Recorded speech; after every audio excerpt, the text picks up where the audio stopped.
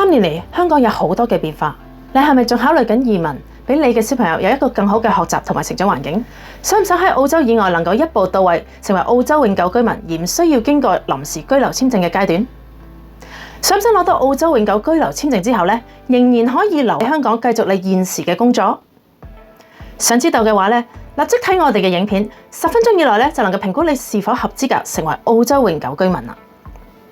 Hello， 你好，我係 Vivian， 係澳洲布里斯本全球人才獨立計劃嘅專業顧問。首先我想恭喜你，因為當你嚟到呢度你已經成功獲得我哋嘅10分鐘內評估是否合資格成為澳洲永久居民嘅影片啦。喺過去3年嚟我哋已經幫助咗超過70個香港家庭通過 GTI 呢一個計劃而成功攞到澳洲永久居留簽證，又係唔需要坐任何移民監㗎。睇下我哋以下嘅客戶點講。以下係客戶吳生吳太對我哋嘅評語。我哋係要感謝 Vivian 嘅專業同埋真誠，多謝佢俾我哋一家人能夠喺大約3個月嘅時間裏邊就成功咁申請到 GTI。另外以下係楊生楊太嘅評語。我哋曾經聯繫咗好多間移民代理機構噶啦，想了解一下 GTI 嘅簽證，但係只有 Vivian 同埋佢嘅團隊因為佢哋豐富嘅知識同埋可靠嘅業績，使到我哋相信佢哋。喺我哋聘請佢哋之前佢哋曾經花過唔少嘅時間了解我哋嘅需求同埋個人嘅情況，以最適當嘅方式評估我哋嘅個案。喺整個簽證申請過程裏邊Vivian 同埋個全團隊從未令我哋失望過。佢哋代入我哋嘅角色，佢哋嘅專業指導啦、即時嘅回應啦，同埋過程詳盡嘅更新令到我哋真係讚嘆不已。從第一次同 Vivian 交談，直到簽證獲批准，都唔到4個月嘅時間。我哋一家人喺呢度真誠咁推薦 Vivian 俾嗰啲正在尋找可靠移民代理嘅人。另外就係林生林太對我哋嘅評語。首先，我衷心多謝 Vivian 同埋佢團隊嘅幫助，佢哋先幫助我哋一家人獲得 GTI 嘅 Visa， 然後又幫助我另外一啲家人成功咁取得學生簽證。喺我哋申請 GTI 嘅時候佢嘅專業同埋經驗使到整個申請過程係非常之順利。而喺我家人申請學生簽證嘅時候，佢哋嘅能力更加使到我哋深刻難忘。佢哋嘅專業係毋庸置疑嘅，我哋已經將 Vivian 推薦俾我哋身邊嘅朋友，祝願佢哋繼續能夠幫助更多香港人到澳洲工作定居。如果你係仲諗緊，又或者係申請緊其他臨時居留簽證甚至乎你已經攞到其他臨時居留簽證嘅類別但如果你符合資格嘅話你仍然係有權申請 Global Talent 全球人才獨立計劃嘅簽證㗎。而最新攞到嘅簽證係會取締咗舊有類別嘅簽證，立即就會成為澳洲永久居民啦。GTI 呢一個計劃係唔需要經過臨時居民嘅階段，唔需要計分，冇年齡限制，冇任何資產審查，亦都冇強制性嘅英文要求，更加係唔需要任何僱主嘅擔保㗎。而且呢一個計劃最大嘅特色係唔需要達到某一啲嘅居留條件，唔需要坐移民監就可以立即喺香港成為澳洲嘅永久居民，而且成功申請咗之後喺你嚟澳洲之前經已係可以即刻有呢個永久居留權㗎啦，可以俾你嘅仔女享受澳洲嘅免費教育啦，同埋享受世界上其中一個最好嘅醫療福利。如果你想投資或者買澳洲嘅房地產而成為咗澳洲永久居民之後就可以豁免7至8% 嘅外國印花稅，而唔需要一定要買全新嘅房地產，係可以合資格買二手嘅房地產㗎。